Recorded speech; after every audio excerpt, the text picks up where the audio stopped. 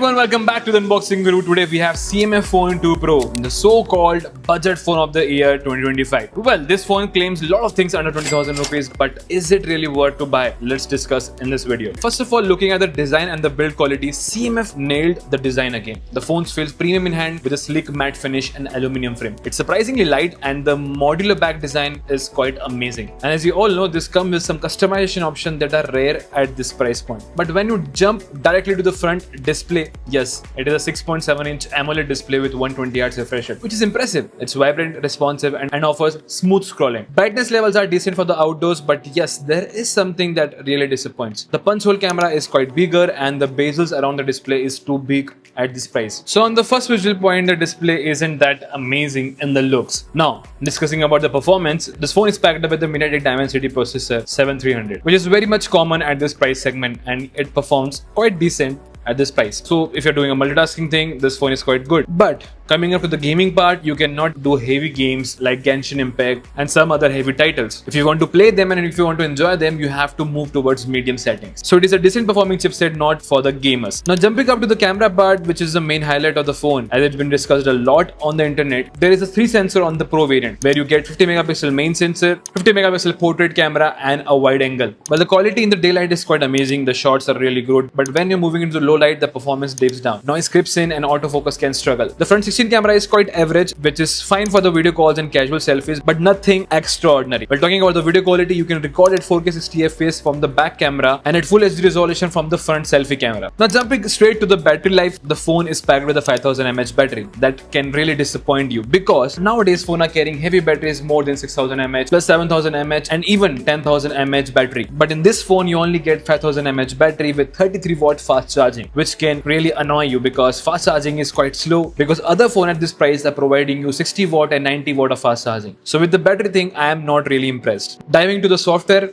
I would personally say Nothing OS is quite good, quite clean, and the minimal factor of this clean OS is quite amazing. And brand has really focused on the OS and provides you a clean experience. And also brand claims 3 years of OS update and 6 years of security updates. Now let's focus on what really brand has ignored. Well, this phone comes with no IP rating for water and dust resistance. Similarly, other brands are giving you IP69 rating at this price. No stereo speakers, that are really disappointing. The speaker sound is quite low when you hear on the phone, when you're watching the content on the phone. Also, this low light camera performance needs to be improved and the performance is not up to the mark for the gamers. So on the point, I would personally recommend that Motorola 860 Fusion and other option like IQ has much better specs than Nothing. But if you're trying something unique and you want to customize your phone, then CMF Phone is a great option at this price.